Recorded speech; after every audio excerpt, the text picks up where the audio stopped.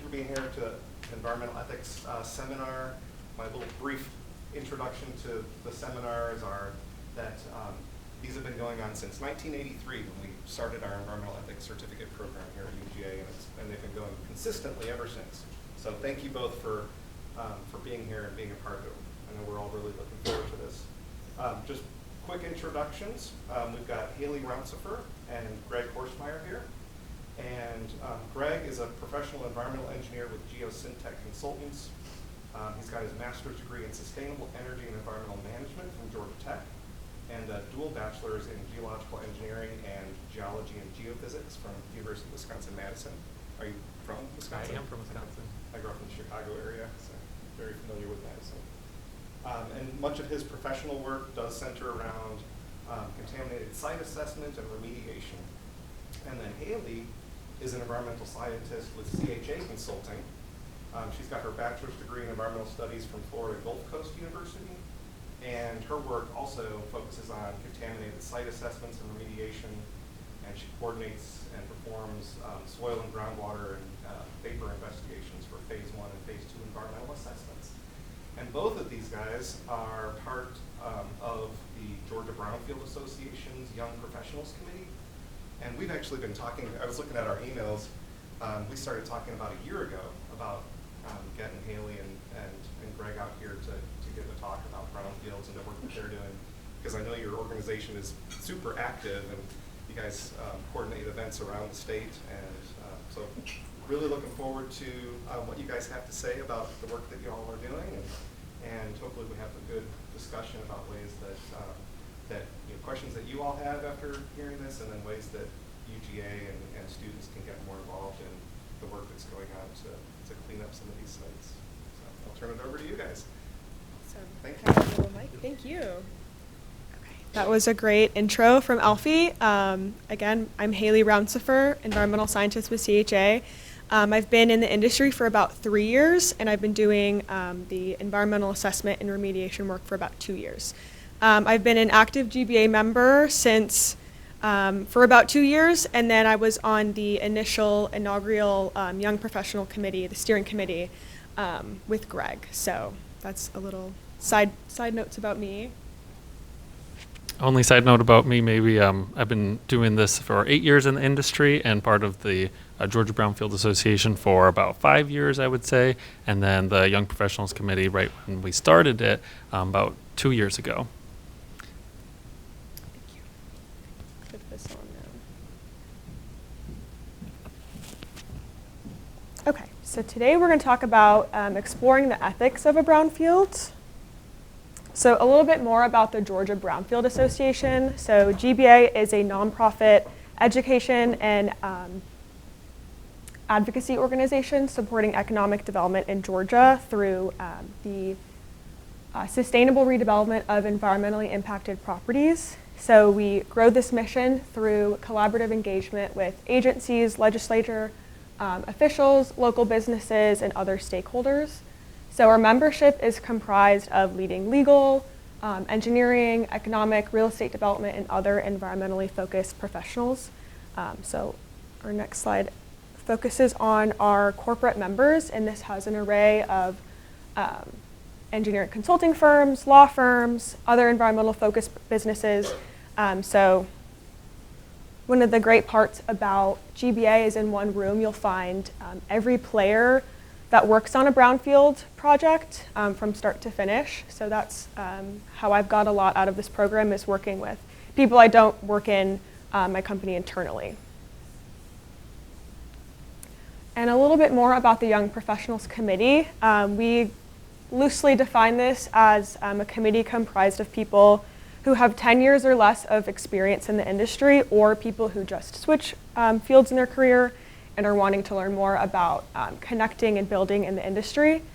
So we encourage all of those types of people to get involved, but including students and other people in the industry.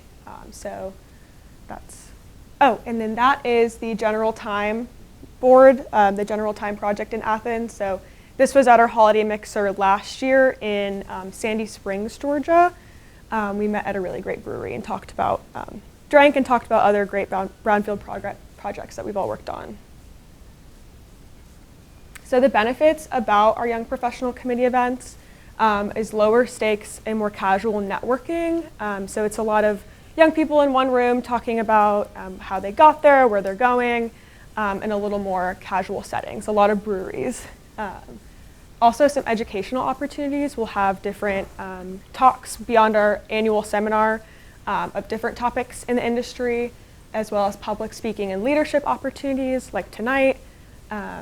Volunteering events, we have pictured up there our awesome river stream cleanup we did last year. We have some really cool volunteer events happening at the end of this year as well. And then student outreach, getting connected with students like most of y'all, and getting in front of people who will enter the workforce in the next few years. And then down below is actually one of my favorite events, our speed networking, where kind of like structured like speed dating, but instead you're at a table across from people who you have prompted questions with. It's a really, really nice way to network. And today in this lecture, we're going to talk about brownfields as a land use challenge, some policy tools to encourage brownfield development, potential ethical dilemmas of redevelopment. We'll talk about a case study based in Greensboro, Georgia, and then how to approach assessment and redevelopment in an ethical way. So I'll pass my little mic to Greg.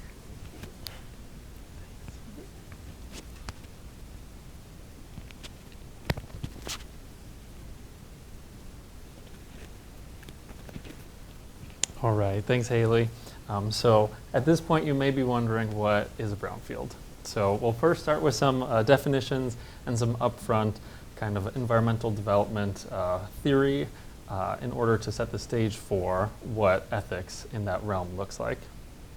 So brownfields are real property, so that means a physical piece of land. It's a tax parcel that the expansion, redevelopment, or reuse of which may be complicated by the potential presence or the presence of hazardous substances, pollutants, contaminants. And so this is a statutory definition found in CERCLA, and CERCLA really is our modern framework for environmental site remediation. And so you may be more familiar with CERCLA in terms of the Superfund framework. That's when we have known sites that are extremely contaminated that we need to remediate for human health purposes. But it's important to know that this brownfield definition, these sites aren't knowingly contaminated enough to be part of Superfund or other state programs yet. They may, if they are, we go through the assessment process and figure out they are sufficiently contaminated, they may enter one of these other programs, but starting off, they're not immediately part of that. And this image here is in Atlanta, on the edge of the Oakland City neighborhood. So some examples of brownfields. These images are from an EPA PowerPoint. So it can be anything from a local dump that used to operate to an old gas station. This up in the corner is a textile mill, but it could be any type of manufacturing operation really. And then it could be as simple as an old shed or an abandoned site where we don't really know what the history of it was. Also important to note that some state programs, every state is a little different. So some programs, for example, in Georgia, we have the underground storage tank program. So gas stations tend to operate in that regulatory framework if they are leaking underground storage tanks, and not the brownfield program, which I'll describe in a little bit. But another classic example is chlorinated solvents leaking into the ground from operations at dry cleaners. And some states have dry cleaner programs too. So how many brownfields are there in the US? Well, EPA consistently reports about 450,000 or more. And some of the other brownfield literature cites larger numbers, even up to 1 million or more. So this here is an adaptation of the Planner's Triangle, this version revisited by Scott Campbell. And this is more of that underlying theory of urban and environmental planning. And I think this is important to brownfields, you'll see in just a little bit, but there are three main priorities that should be balanced in order to approach sustainability. So we have this equity and social justice priority. I like to think of that as the people component. We also have the economic development. I think of this as the money component. And then environmental protection. And so in these three areas, we have conflicts between them. And we can see these should be resolved in order to approach sustainability. And we have some institutions that we have set up in order to try that. So in terms of the property conflict, we have the social welfare state. This is one example where it's kind of this push and pull between economic development as well as equity and social justice. So this is redistribution through growth, growth through equity, and then between economic development and environmental protection, we have environmental regulation and resource management. This is more classic. We can think of this as the administrative side of our government. So economic development through resource management and conservation, protecting the environment through some other ways too, such as affluence, internalized externalities, and new technologies. In between the equity, social justice, and environmental protection side, we have environmental justice. So this is achieving equity through environmentalism and protecting the environment through social justice. So as Campbell puts it, movement towards the middle, towards sustainability, is this ongoing process, and we're constantly resolving these various conflicts, and it's really never perfect. But I put brownfield redevelopment right in the center of that, and we are thinking of brownfields as these fascinating case studies where we have various stakeholders with these competing agendas, varying resources, be it economic, social, political, different information too, and how they all interact. So it's a very dynamic arena where, because land use is such a physical feature that we can see and we utilize, whether we're just walking across it or extracting natural resources or it's a community asset in some way, a lot of various stakeholders have different thoughts and opinions on what these areas should look like. And so brownfield redevelopment really has evolved around these three prominent discourses. We have the administrative side of things, the economic side of things, and then the environmental justice or the people and social side of things.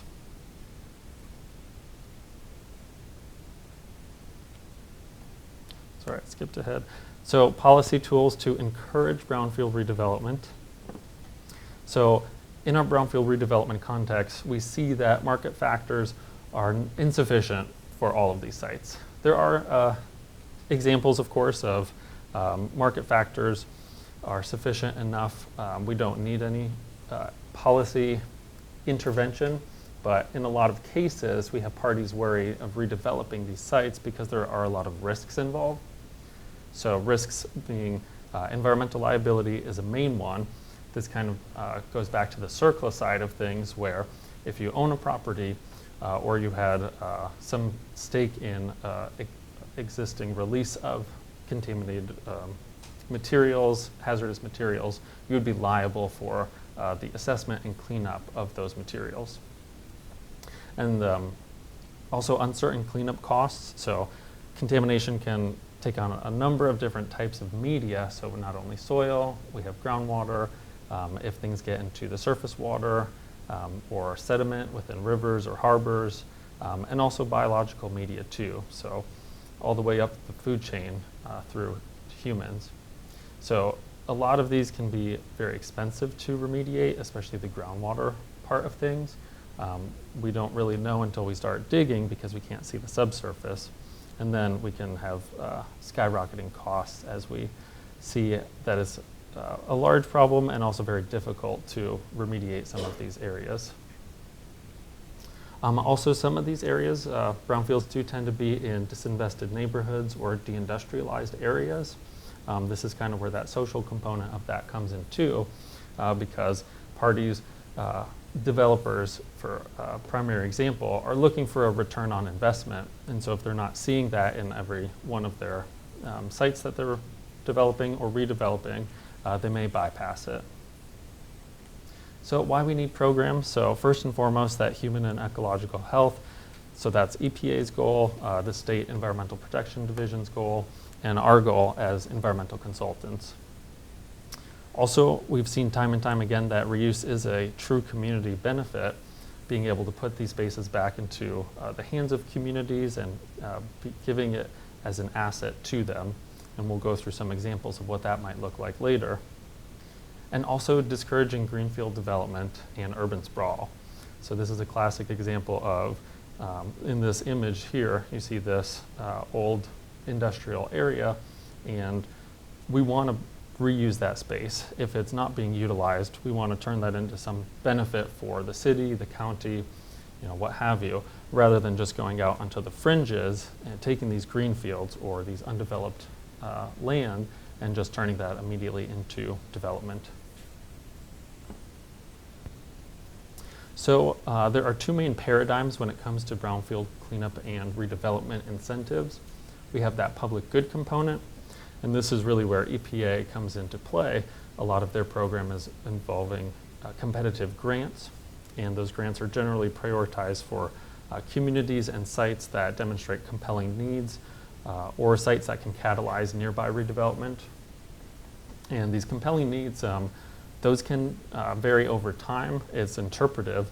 So prior to this current administration, a lot over the past decade or so, a lot of those compelling needs were for environmental justice or disadvantaged communities. And now under this current administration, we see the tune is more to economic revitalization and strategic redevelopment. Also, we have this economic incentive side of things. These tend to be the state-led programs, and those are generally meant to incentivize real estate market transactions by providing benefits to either the sellers and or the purchasers of these properties. Important to note too, one site can receive incentives from both of these paradigms as well as under other funding sources. And we'll show a great case study in a little bit that highlights those various ways. The EPA program, like I mentioned before, those financial resources tend to be the grants or revolving loan funds. And they also have technical resources too in the form of information, literature, best practices that they're sharing. So those grant awards, like I mentioned, are often public interest driven to be these community benefits. So it can be affordable housing, green space, community centers, clinics, grocery stores, and like I mentioned with those compelling needs, it does vary over time, but a lot of them, the awardees have been for engaging minority and women-owned businesses. That used to be a key component of winning a grant, as well as forced source hiring ordinances. That means hiring within the community for either redevelopment or remediation type of work rather than bringing labor in from outside. So like I mentioned, each state does have a voluntary program. Some of them are branded as brownfield programs. Some of them are other. In Georgia, we do have a Georgia Brownfield program. And this is along the lines of that second paradigm, the economic incentive. And so it targets sellers and prospective purchasers of sites. And it uses several policy tools to incentivize that. We'll go over that on the next slide. But for a brief overview of the program, you write a corrective action plan, that's a CAP, and you submit an application to the state. And upon reviewing it and acceptance, then you complete the activities outlined in the corrective action plan. That could be further assessment of the site, or it could be remediation of the site if there is hazardous substances that need to be remediated. And then you go through that process and write a compliance status report, that's a CSR, and that is basically saying we are in compliance with these various standards that the state has set for our various media. And so once they approve it, you can receive all the benefits of the program and then exit the program. The time frame of this does vary on how invested you are in the specific site. So it could be on the order of a couple years to a decade or so. So some various incentives that the Georgia Brownfield program has, that limitation of liability. So again, that goes back to our kind of circular framework, and in this framework, we have the purchaser liable for soil and source remediation, and then upon satisfactory remediation of those, you get the full limitation of liability, and that's transferable to future buyers as well. So even if you don't own the site anymore, that does transfer on, which is important for future buyers. However, the seller of the site retains that liability for groundwater remediation. And like I mentioned before, that can often be the most expensive and most uncertain part of a lot of these sites. Flexible cleanup standards, that is one incentive too. These cleanup levels are based on the intended use of the site, so that could be residential or non-residential. And there's also allowances for institutional or engineering controls. Institutional controls would be some type of restriction on a use. So for example, you're not allowed to drill a groundwater well and drink the groundwater. And an engineering control is usually a physical barrier, so pavement to restrict your exposure to the soil, or some type of vapor intrusion mitigation system. Also tax expenditures. So upon approval from your county board of tax assessors, that brownfield property is assessed at 40% of its fair market pre-development value for 10 years, or until your certified cleanup costs have been recovered. So that's a way of saying whatever money you put into the assessment and remediation can be recouped over time through these tax expenditures. So with that all in mind, potential ethical dilemmas of redevelopment, I'll give just a brief overview of a handful of them that I've come across, and we'll revisit some of these later on in the presentation, but first wanted to have this kind of setting the stage, big picture idea here. So this is a community sustainability prism, and through it we can see how these redevelopment conflicts arise when it comes to brownfields. So at the top we have livability, and then going counterclockwise, equity, economy, and ecology, or that ecology can be thought of as the environmental side of things. So first I'll start with the gentrification conflict. So that's between the livability and equity. So do we want redevelopment, or do we want the existing neighborhood conditions to prevail? So some examples of this: new spaces and new architecture can, drastically change the historical context of things and the social preservation of things. So people think redevelopment is always a good thing, but it should be in light of what the current community, historical and social preservation aspects, kind of what those are existing, so we don't completely change everything immediately.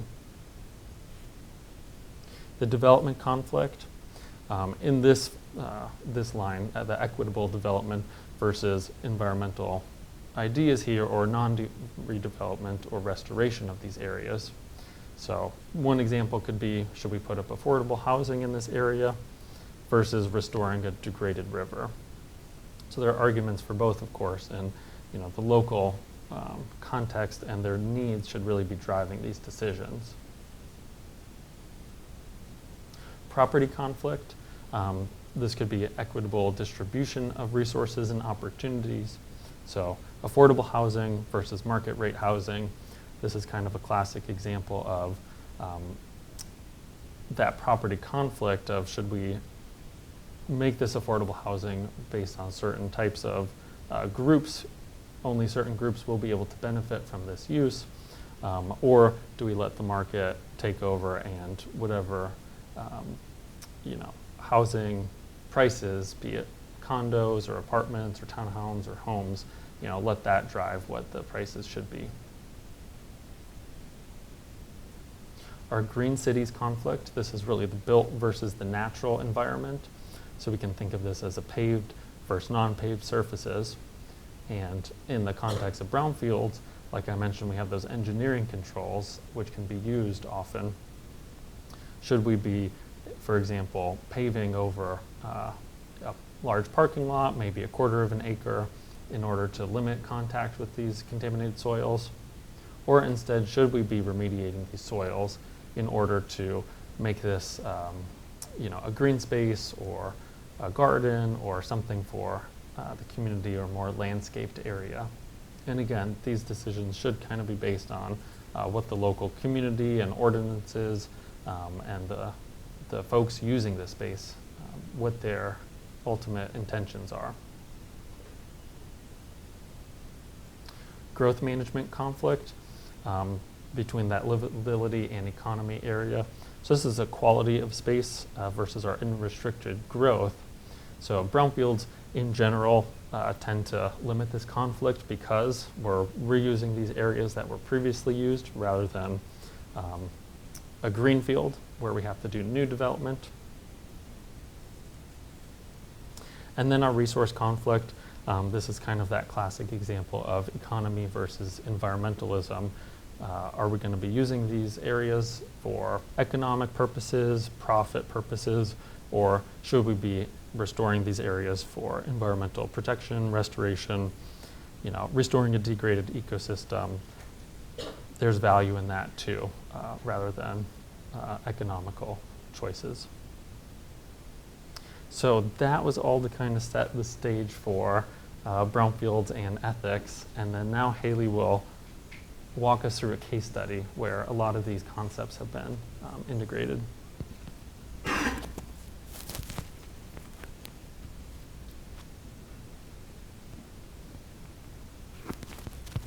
Okay, so today's case study, we're talking about the Mary Leela Cotton Mill. This is located in Greensboro, Georgia, which is about 35 miles south of Athens, 80 miles outside of Atlanta. It's a predominantly agricultural community. The population's around 3,500. So that's a little bit about the city itself. And this former cotton mill was opened in 1900 and named after the two founders' wives, Mary and Leela. And this cotton mill was the first predominant economic employer or industrial employer in Greensboro. So quite a lifeline in the community. It was in use from 1900 into the early 2000s and actually was a huge supplier of cotton during World War II. It is located in central downtown, so lifeline economic boost for the city, but also located in the central heart of it.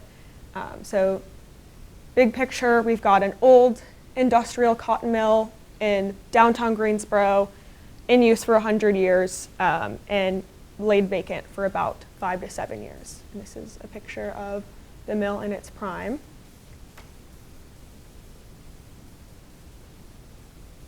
So timeline of the city of Greensboro and their EPA assessment grant. So in 2007, the city applied for and won a $2,000 grant to assess properties throughout the city of Greensboro.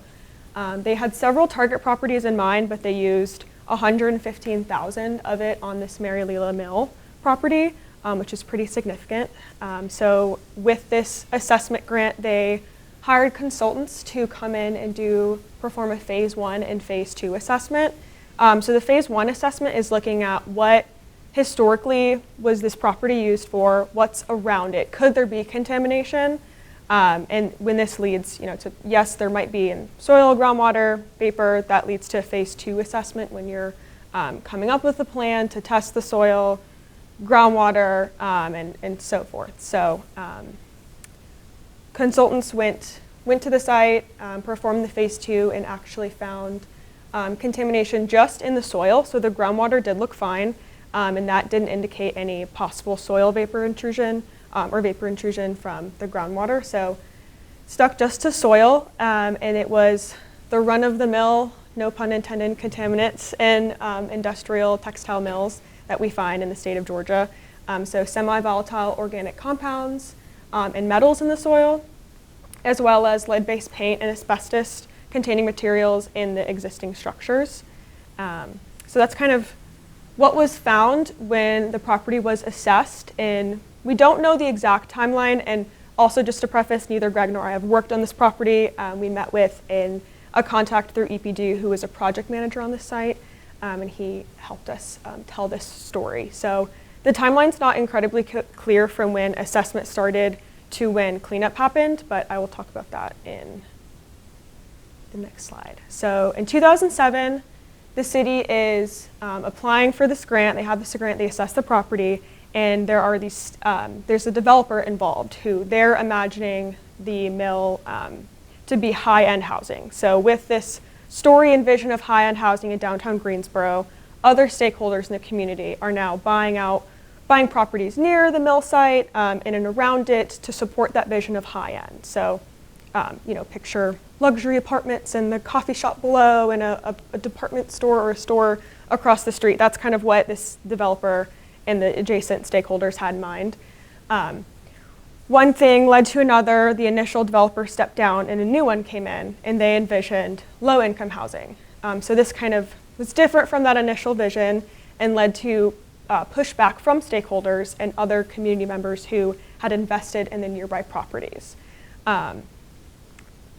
Lawyers were hired, pushback happened, visions collided with existing properties bought at this site. But one thing led to the other. The new developer continued on and kind of persevered through this pushback, not necessarily from the community, but mostly the stakeholders and other people buying those properties.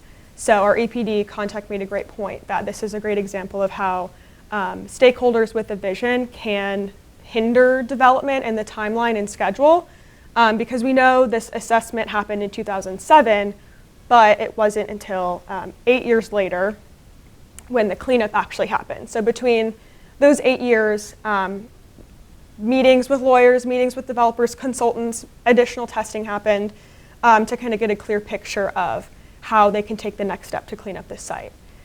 So with that, the latest developer, as a prospective purchaser of the site, entered the site into the Georgia Brownfield program, which opened opportunities for the tax incentives we discussed, the flexible cleanup standards, and then the limited liability protection. So as a prospective purchaser, they opened the doors to support the cleanup. So within the cleanup, there was 2,600 tons of soil removed and relocated to an offsite landfill.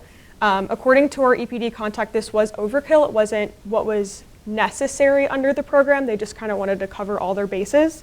And with that, they also installed a passive vapor intrusion mitigation system, which also wasn't needed. They just said, we'll do it, we have it. We'd rather be safe than have more scrutiny.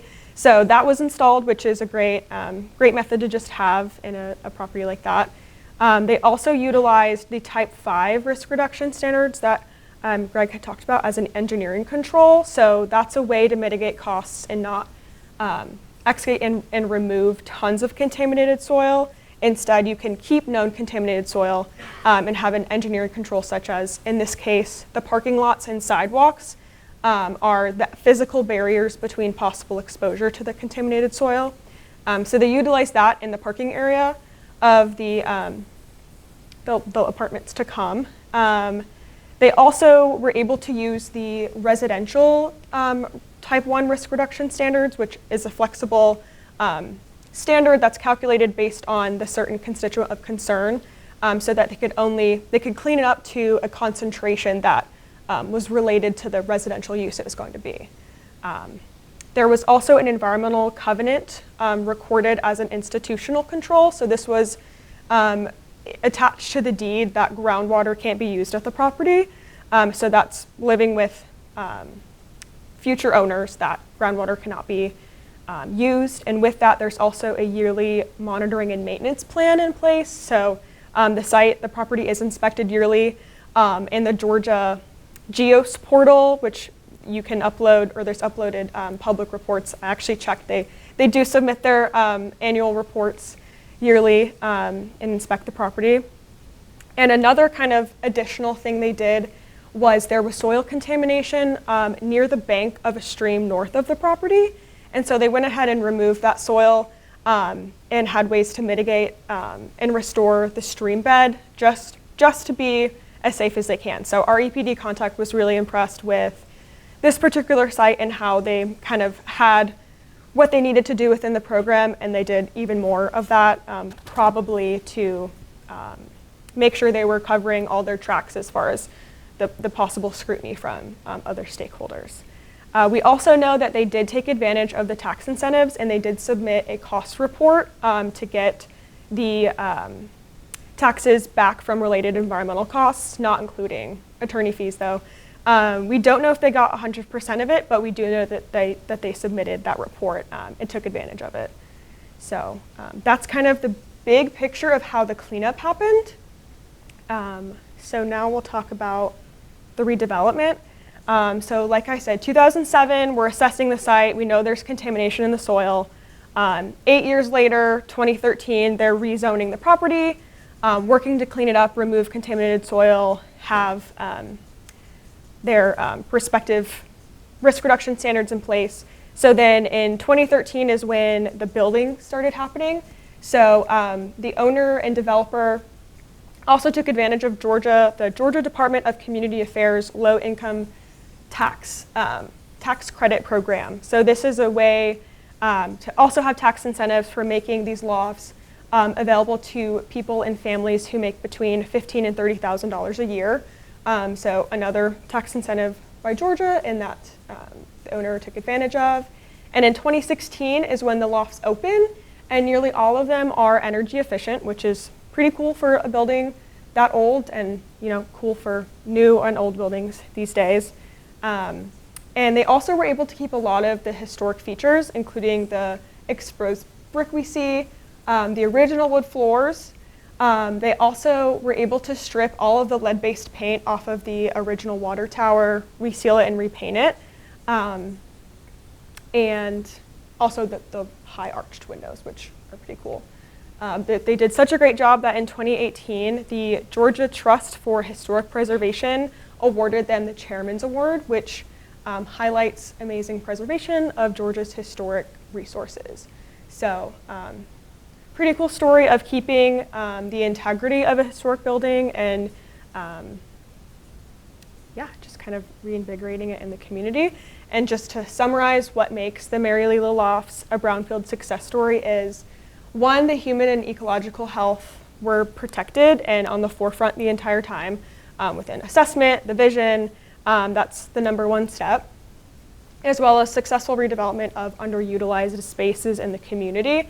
So, a mill that sat or was the heart of the community for 100 years, sat vacant for 5 to 7, had several visions, and now, are utilized every day by those who live and work around there. There was also positive reception from the community. Once the final vision was shared, everyone was excited and encouraged to have low-income housing come to downtown Greensboro. And then the historic preservation. So keeping something that was a lifeline economically, industrially in the community is now looks similar enough to still be historic, but kind of reinvigorate its use. So that is the Mary Leela Mill and now Lofts in our case study for today. So we'll dive into our ethical considerations. Do you want me to switch back to you? Sure. Okay. I'll give just a little preamble to this section. We are interested in having it more interactive if people are up for that. So with this one, we'll have a main bullet point with some of those big picture concepts we've talked about already. And then if we can have any volunteers just talk about through what they might think is involved there, or some considerations, or just get a dialogue going around ethical dilemmas. And then we have some like sub-bullet examples too we can talk through after we've had a little initial discussion. So first, with community involvement and reception, has anyone seen examples of this or seen anything we've talked about here that kind of resonates with them for how that might look in terms of ethics in regards to brownfield redevelopment or land use development in general? What do you mean by reception? How does the community overall receive it? Yep, so do they like it? Do they dislike it? Are we making a public space for them that was previously a private space? Or is this a business that transitioned to a different business that is better for the community in some way? Is the community usually invited into the process, or do they insert themselves into the process? Or does it matter? Or is it uniform, or how does that normally work? It is not uniform, and it is very complicated. So for Brownfield, the Georgia Brownfield program, different states might have different ways of this, but the community does not need to be involved, and there's no community notice period, public notice period for anything that's happening. And that's really because that framework is still the private property transaction framework. Now, the EPA grants, those are more public focused, but there's still no written public notice period or need to involve the public in those. Oftentimes, they do have ways to do that, like community meetings or other types of things to give information to the community. So in that way, the community can show up and voice their opinion. So I've been a land use attorney for 40 years, and I've been involved with a lot of these various aspects.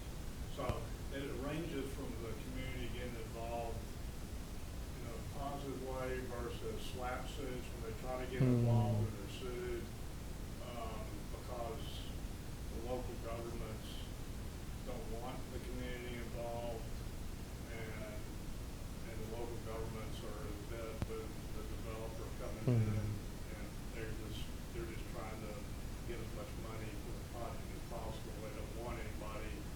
They want to control the process. Yeah. So I mean, can you speak to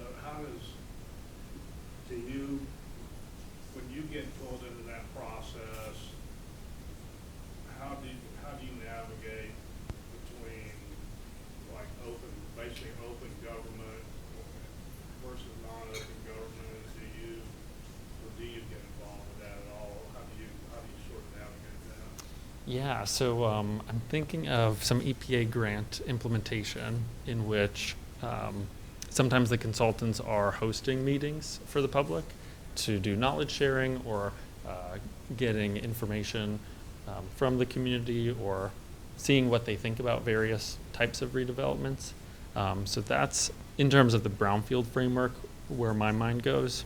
Do you have any other ideas there? Yeah, I think it also, when we're working with communities who've won grants, like the city of Greensboro, for example, at least in my experience, so if there's a designated Brownfield leader with the city or attached to the city, 9 times out of 10, they're holding meetings or inviting us to co-host meetings that are open to the public, and their signs are on the city, and kind of a time to get more knowledge sharing, some feedback, but I feel like it depends on how the Brownfield manager per grant and per city runs and kind of wants to be involved.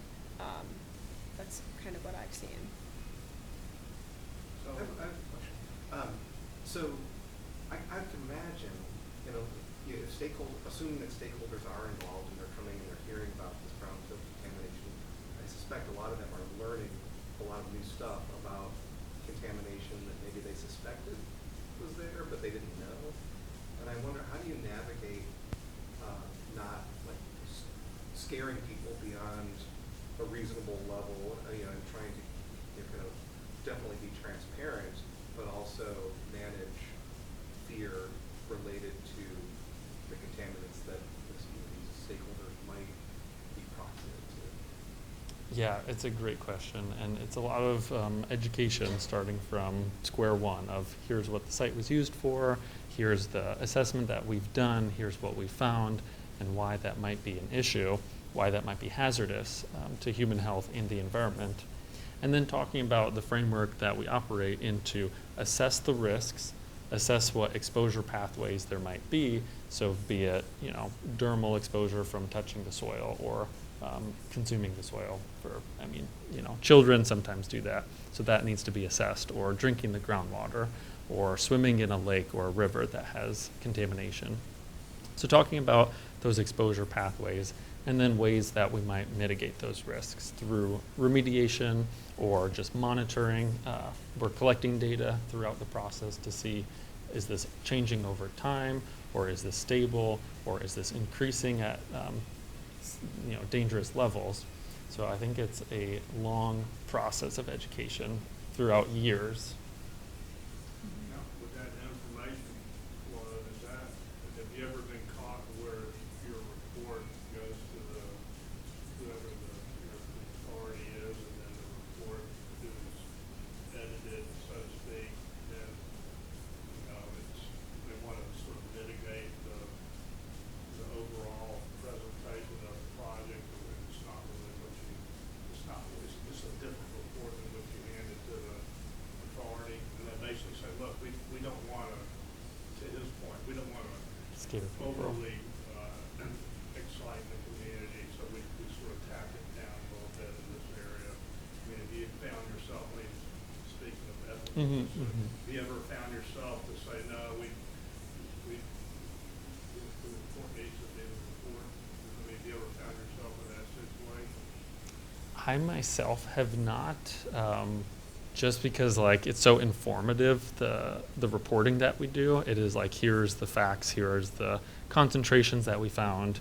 Now the interpretation of it is sometimes spinned in a more positive way, I guess. I have seen that before, or sometimes if you're on the cusp of a threshold, are you rounding up or are you rounding down? That's probably what comes to mind with that, but I can't think of a specific example in which it's gone through the EPD review process and then really changed a lot. Do you have I agree anything with that, there? yeah. It's a good question. Any from our students? Yeah. I don't know what question I was going to comment, but I was thinking that with community engagement and perception of projects, kind of you were saying, we definitely help with things like education, environmental awareness around the project. So for the Beyond one, maybe we're doing a high-end situation, maybe the community is aware that even if it is a high-end apartment complex thing, they would still benefit from the area, and then also perhaps there could be some sort of public access on the property as well. So maybe it wouldn't directly benefit and get into a very being able to build that, but maybe this can give benefits. And then also I was thinking just going without spreading the word education on it, doing a switch to being more of a low income housing situation, it would probably help to maybe, I don't know how they would spread the word more, because maybe if he was against it and they had known the intention had changed, maybe they would have advocated for it more, and maybe that 8-year long process of waiting around kind of thing slightly shorter because we really wanted it. So just felt how to spread the word, which is really hard, so maybe it was shorten that process. Yeah, spreading the word, getting it out via various different media too. And I think these days we have a really great, ability with the internet, with social media, to be able to advertise things like that. I'm thinking of the Beltline in Atlanta, for example, if folks are familiar with that. They're almost done with their redevelopment, but that has been a, I think, 20-ish year-long process of assessing these areas. But I see on my Instagram feed, I follow the Beltline, and I get a bunch of updates from them on, we're looking at this new segment, or we're remediating this segment, or we're building this other one. So I think you make a great point of information sharing in various ways is really key for getting community involvement and reception of it.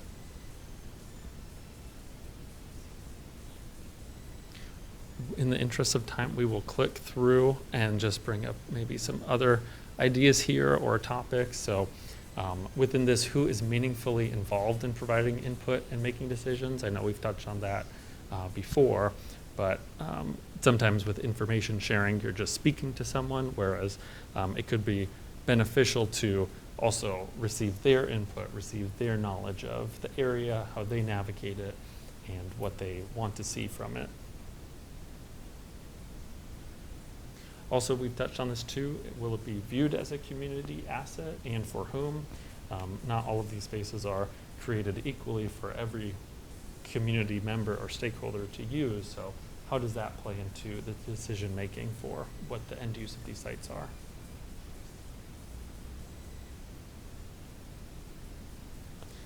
End use, we've talked about this in some way or form before, but is it moving from one industrial use to another?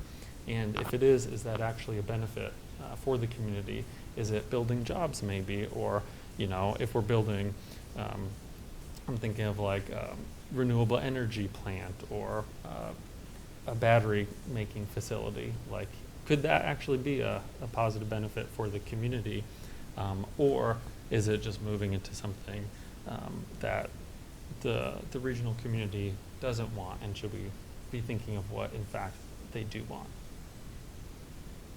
It seems to me that end use, well, both end use and any external funding that was acquired, those two things would really determine in many ways how much stakeholder involvement there is. Because if your end use includes any public use, there in many cases going to be mandatory, stakeholder engagement. And then you said with some of the funding, like EPA funding, it also triggers that requirement. Absolutely. You want to intro our next major bullet? Yes, so remedy selection, thinking about how we can remedy contamination that's found, whether it's moving one contaminated bucket of contaminated soil here and moving it somewhere else, thinking about ethical considerations of how we do it now, how it can be better. Any comments or ideas about choosing our remedy methods?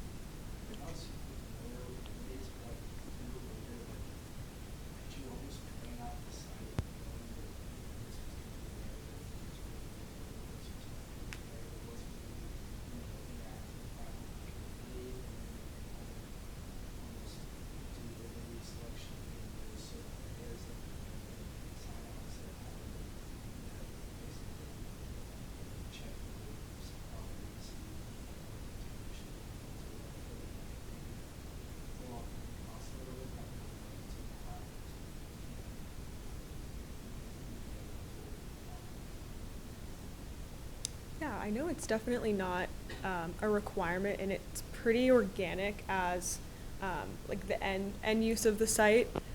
So in this case, I know there's been properties that are contaminated and will be parks. So you have to understand how to remedy possible exposure dermally or consuming it.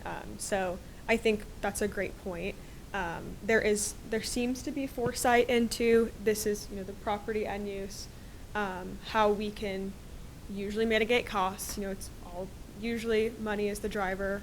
So in this case, it was, lowering our costs of excavating soil offsite.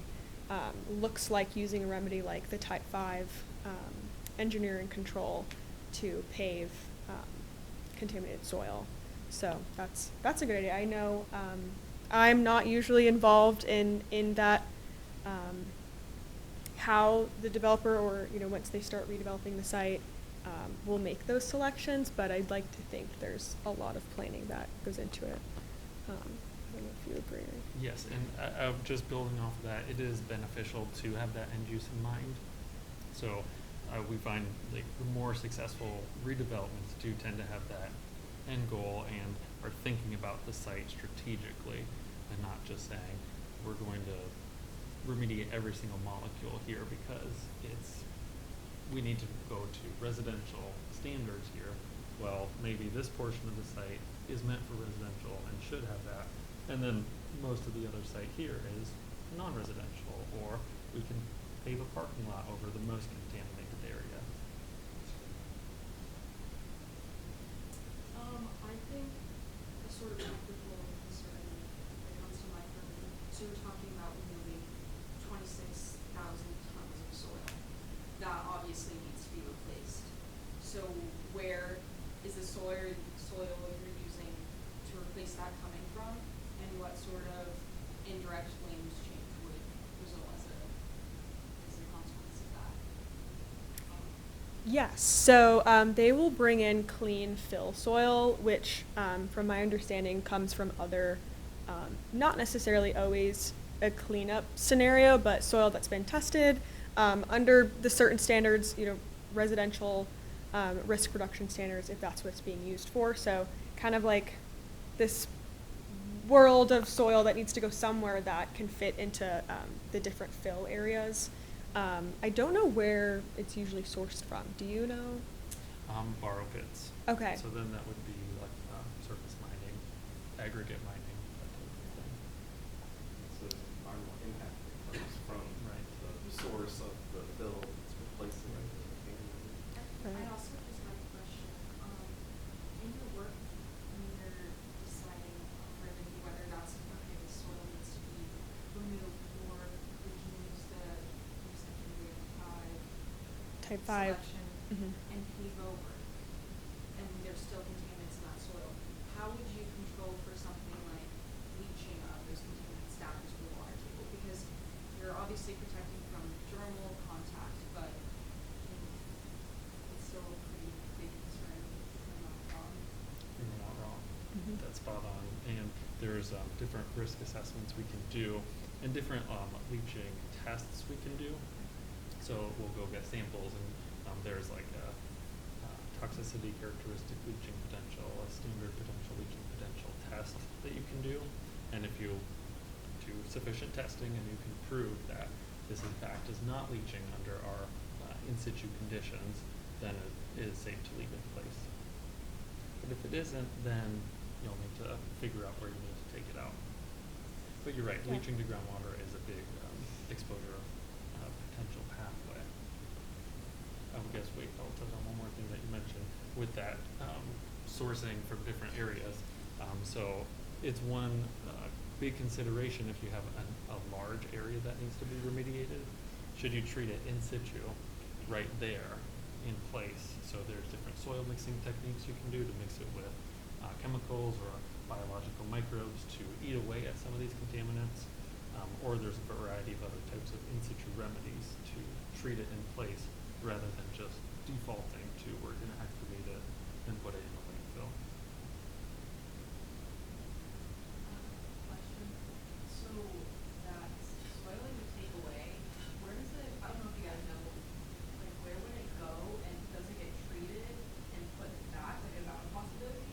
Or is there ways to treat it while it's in place as well to like remove that, like I guess costly, like taking soil away and putting a new soil in? Like is it able to be treated in that place as well? Or like other contaminants like water? Yep, and that's what I was just mentioning with the in situ. That term means in place. So you can treat things in place with different chemicals or microbes, or sometimes like air sparging, just pumping in air can treat various types of contaminants. So yeah, that can apply to soil, groundwater, pretty much any media can be done in place. There's a lot of creative technologies out there. And in this case, it did go to an off-site landfill, so an accepting landfill. So when we have our kind of characteristics of contamination, we have an idea of here's what constituents are in the soil at this concentration, and make sure that the landfill can accept that concentration, being added to their facility. So that's our other preemptive sampling of, okay, we have this 2,600 tons that will be removed. This is what it looks like. And there is a process of knowing that the landfill it will go to can accept that, and it's not going to increase their overall average concentrations of that contaminant. But it is, I feel like this this industry is not perfect, and a lot of it is, dilution is a solution, or, meeting this concentration that's fine for ecological and human health. But there's also a lot of creative ways and technologies that are coming out to make it better. So, great question. Could you delineate who are the parties that ultimately make these decisions? Is that still decisions? I mean, is it always generally the same group or parties, or does it vary on each side? Yeah, so it depends what framework you're in. If you're in that public framework, then it's that nonprofit or municipality is running that show because they're receiving the grant funds so that they implement it properly. So they're within a pretty rigid framework from EPA of like, here's all the requirements you must do. But they're the ones ultimately, along with EPA, approving of these things, making those decisions. And then in that private framework is the property owner, and then whatever regulatory authority is involved, usually the state for brownfield So programs. I can't think of that as Georgia Brownfield project. Would it be EPP? It would be EPD, exactly. And they have different units within EPD, and they do have a brownfield unit. But it is the property owner, and then they hire consultants, they hire attorneys, and then whatever other resources they need to be able to actually assess the site, interpret the law, and then move the process forward.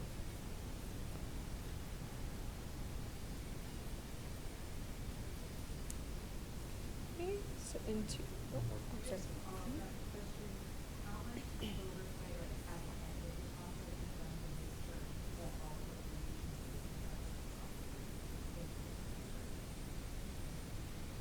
Yeah, I mean, a pretty huge part. I know as consultants, when we have this assessment planned, the cleanup is planned. If it's not the initial consultants working on the assessment, there's usually consultant or sub-consultant out there monitoring and making sure that the correct amount of soil is removed. There's also, once the soil is, if you're excavating, there's clearance sampling happening at the excavation floor and the sidewalls to make sure the extent of what you delineated and planned to remove is all clean. And then, we're signing waste manifests of this is the amount of soil that's being trucked from here to there. So it's very well monitored and observed in my experience. And it all goes into that compliance status report. And then that's where EPD takes usually about 12 months to review it. And they can come back and say, actually, we have comments. And then as the consultants and the owner and the attorney, we have to work collectively to address those comments to the way that they find, appropriate. And then you might have to do additional work if they're not satisfied. So it can be a very iterative process, and that's why a lot of these sites usually take years and years of time to go through the process. Yeah, great question. Okay, so our secondary bullet in remedy selection, talking about offsite disposal, moving contamination from one location to another. We kind of hit that one on the head. So potentially disruptive to community and local businesses. Yes, incineration, machinery, creating air emissions. Any thoughts or ideas on kind of the primary firsthand events that are happening when these remedies are happening, especially trucking soil or bringing equipment on for various in situ mitigations? Any comments or questions? Ethical considerations? I feel like we've kind of talked around it a little bit, but as far as like the soil removal, it's almost like you really need to include a life cycle analysis component to that decision making, because there are so many negative emissions and impacts related to that amount of trucking and stuff. Is that ever a part of it? Absolutely. And there are tools out there, off-the-shelf tools, and then tools that consultants can create specific to your site to talk about whatever water emission, water needed, air emissions, energy usage, absolutely can be a big component. And there's, in CERCLA, this thing called a feasibility study. It's one of the steps along the way to say, it's between your assessment piece and your remediation piece to say, what are all the various remedies we might implement, and then here's what they cost, here's potential impacts of them, and then EPA does this long balancing of 9 different criteria to come together for the record of decision of what they decide to do with the site.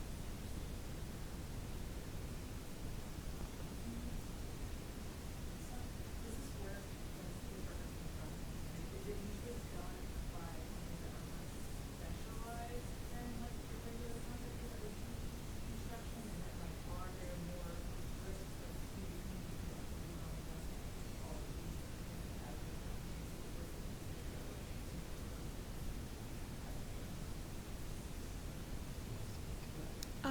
Yeah, I know they are usually pretty specific types of subcontractors.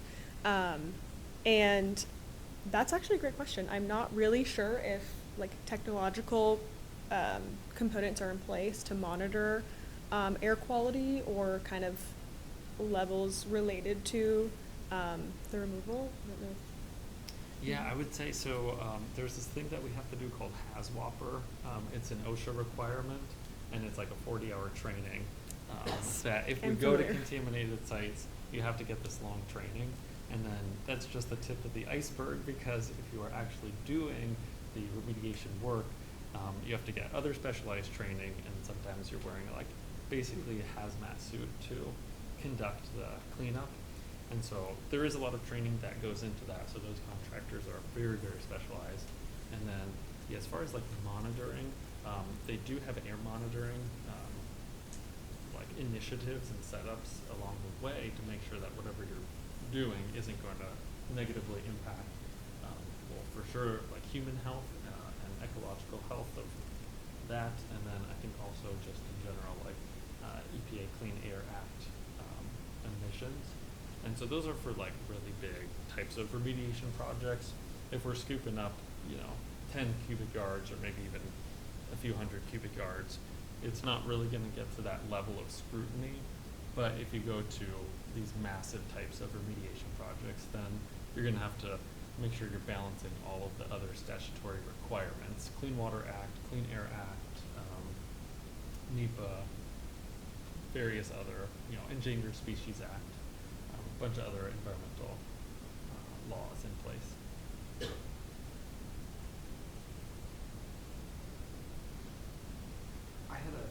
We had a screening of a documentary called Movement Starts Here. You ever heard of it? It was a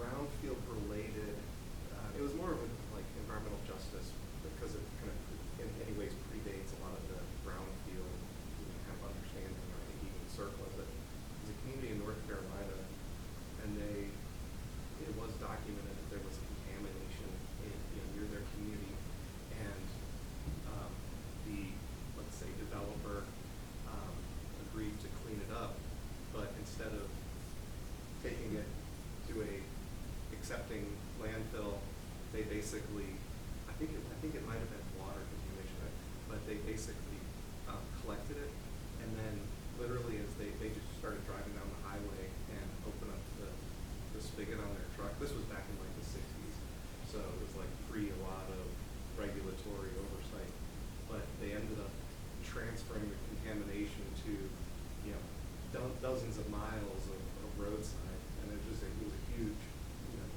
issue. And so it became this big movement. The community like rose up and rose awareness, and then it turned into really. In the end, there was a positive resolution to it, but it was just a kind of an extreme example of making sure that there is responsible end use of contaminants that are removed. Absolutely. I want to add a question to that. Is there ever, I don't know if there is, but has there ever been like some kind of site that's been built on top of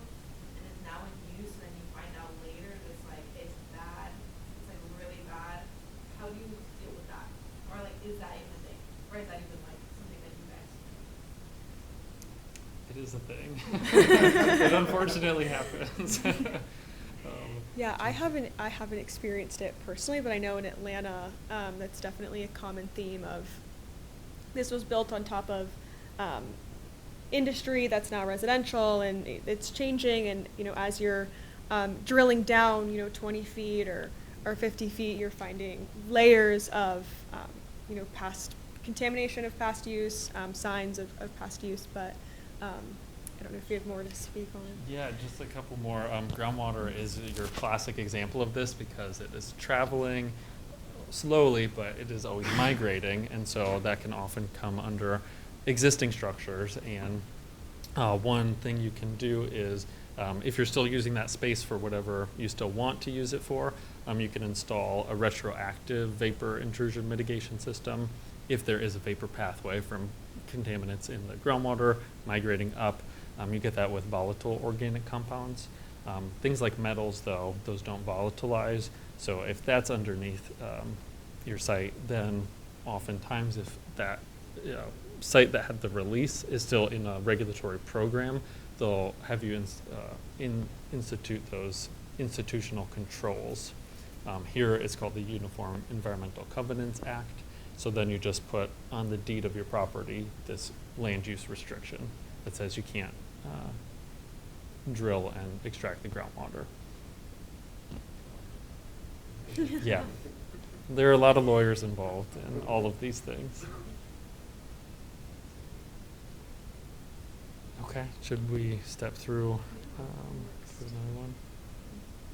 Okay, unintended consequences. We've kind of touched on some of these, so I'll just put a couple prompts here and see if any thoughts arise. So funding allocations may be biased towards profitability.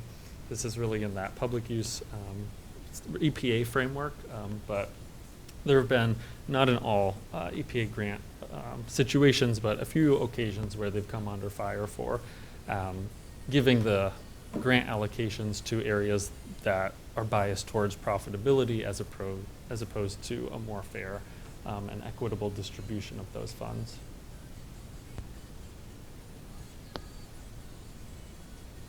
And then we mentioned it earlier a little bit, but gentrification leading to displacement. And so there's some many examples, and this is a true dilemma. I don't know if I've encountered a lot of experience or literature that has a good answer to this dilemma. It's really an unintended consequence of that redevelopment.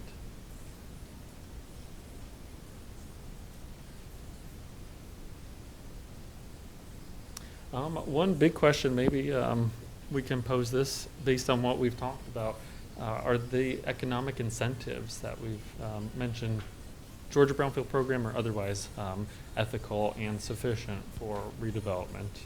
Any thoughts there?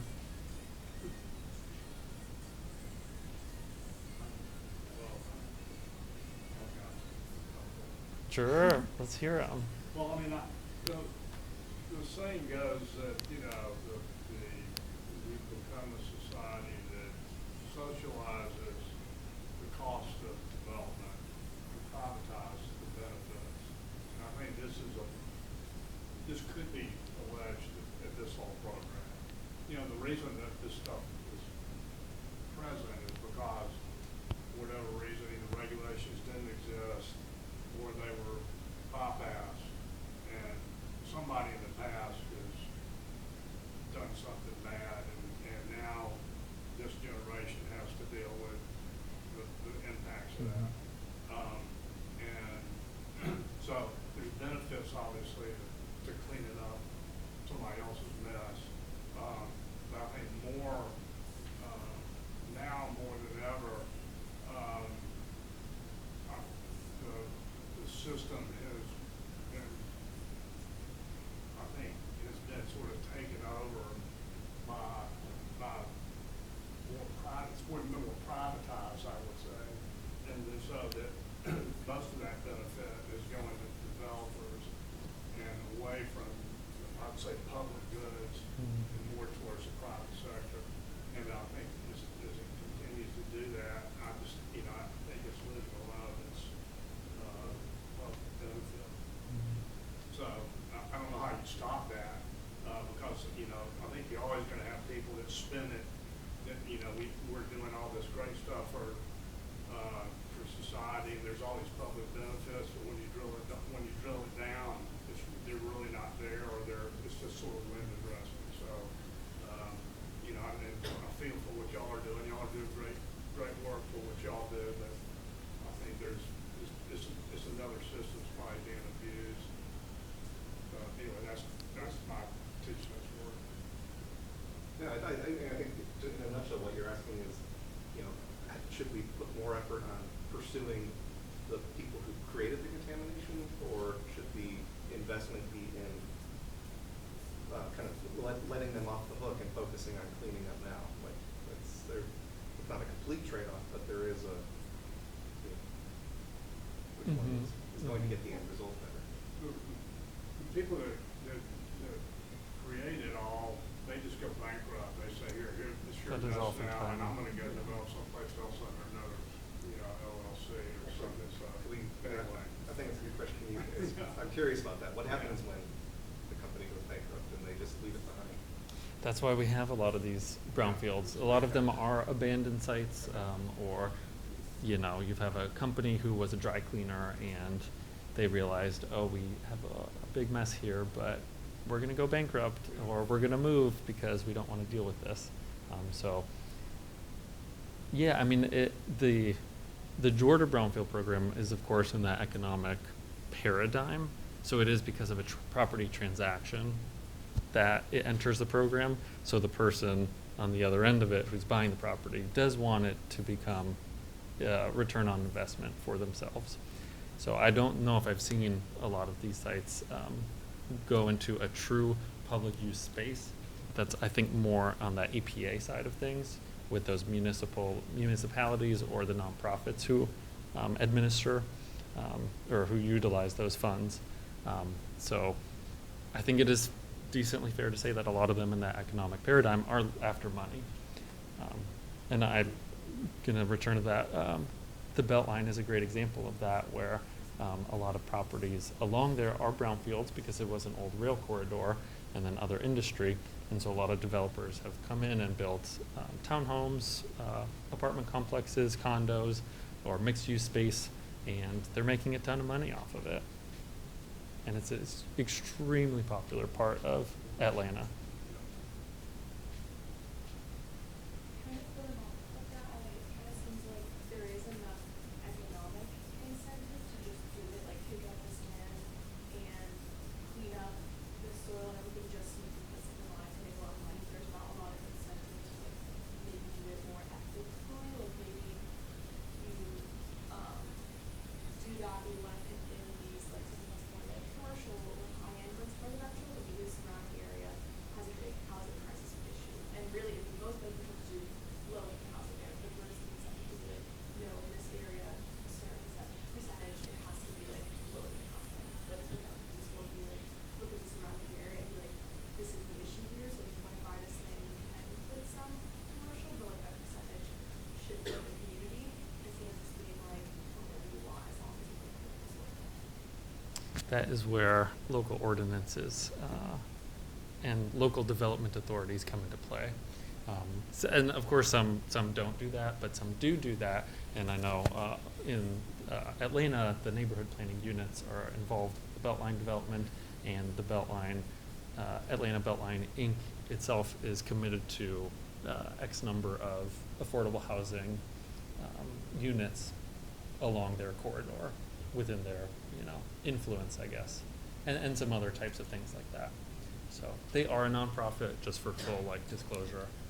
The Atlanta Beltline Inc. is a nonprofit, so they can leverage some funding sources that a private entity could not leverage.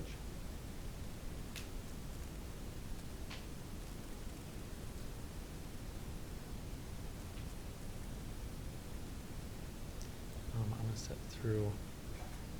This is one that I think we've been kind of dancing around but haven't said it explicitly, was that tax incentive can be less appealing to communities with lower tax bases, so oftentimes rural communities, or even in big cities where you don't have a large tax base. recovering those costs as part of that tax incentive. You may not recover those within 10 years, if at all. So that's maybe one ethical dilemma or limitation of the program.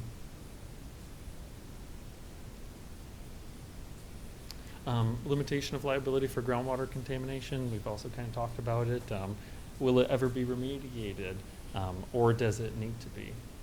We've kind of talked about those institutional controls for not using it.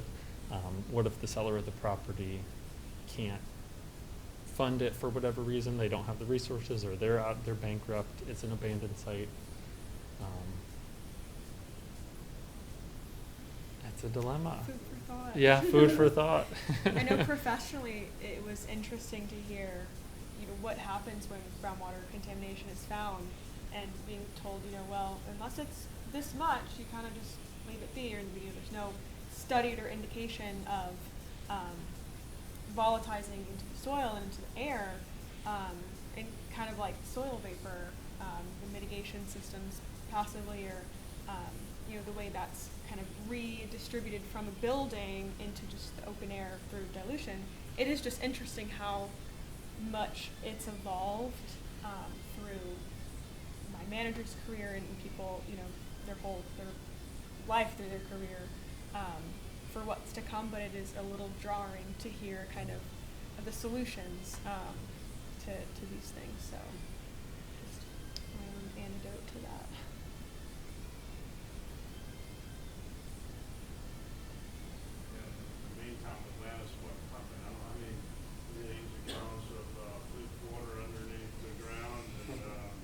From the Chattahoochee. You wonder,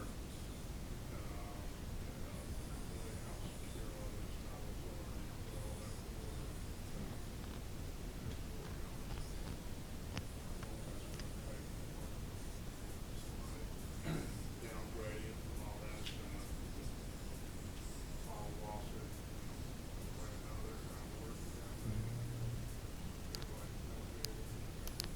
For another lecture.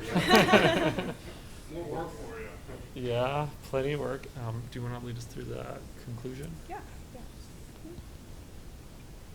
Okay, yeah. So brownfield redevelopment is multidimensional. As we've discussed, there's environmental, economic, political, and social components that are all really important and ever evolving. It's most effective when it balances these interests. As we've seen, I feel like the Greensboro, Mary Lee LaLofts did a pretty good job at balancing those aspects as far as we know. And I think we can all frame the Brownfield program as a challenge, but also an opportunity. The most effective redevelopments involve holistic, community-driven solutions, as much as they can be. As we've seen, it can kind of ebb and flow for how involved the community can be, but that's how the most effective redevelopment looks. And then various policy tools and resources incentivize cleanup and redevelopment. So obviously there's tons of driving forces behind cleaning up and redeveloping a site, and the policy tools we have in place do help. They can get better. And I know as much as this industry and this program is, has its downfalls, it's still a really amazing incentive to have and can only get better, hopefully. But that's kind of our conclusion to the ethics of a brownfield. And if anyone has any further questions or comments, yeah. This is kind of a broad question, but where do you see the biggest improvements in terms of the timeline we talked about, 10 plus years from now? Where do you see maybe, whether it's the remediation types or what you obviously you face 12 months plus, and then also maybe developers joining those sites, where do you think the biggest improvements can be made in terms of maybe expediting the process? Great question. And from a personal perspective, I think the industry in general struggles with that. I think land redevelopment in general struggles with that. And we see it is very economically driven with interest rates or other market factors for a lot of that private development.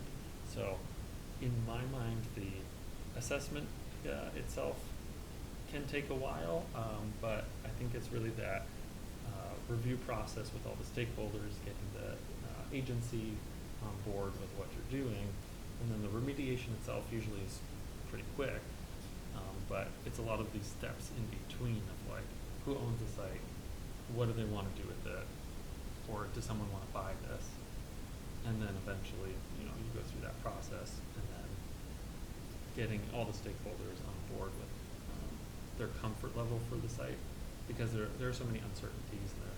This contamination present, so I see those as some of the big ones. Do you have other? Yeah, I definitely agree with kind of how Part A is facilitated to Part B, and the moving parts and stakeholders' ideas and kind of their incentives hinder that sometimes. But I also think, and it all comes back to kind of the financial support, or you know, if Georgia's EPD and their Brownfield team, you know, had more support or a more like steady, robust team to support internal reviews and feedback, I think that could really help facilitate the steps in movement. But I know, at least in Georgia, we do have a pretty great narrative and kind of communication line with EPD. I know through a lot of review process, or even at our greater GBA events, we will have people from the Georgia EPD. And yeah, it's just great to have that open dialogue now, and hopefully with more fiscal and just, you know, team support and expansion, that can help the on the boots kind of work. So yeah. How many developers do you see that actually talk about brownfield sites? That's or it's just season potential Rounsifer site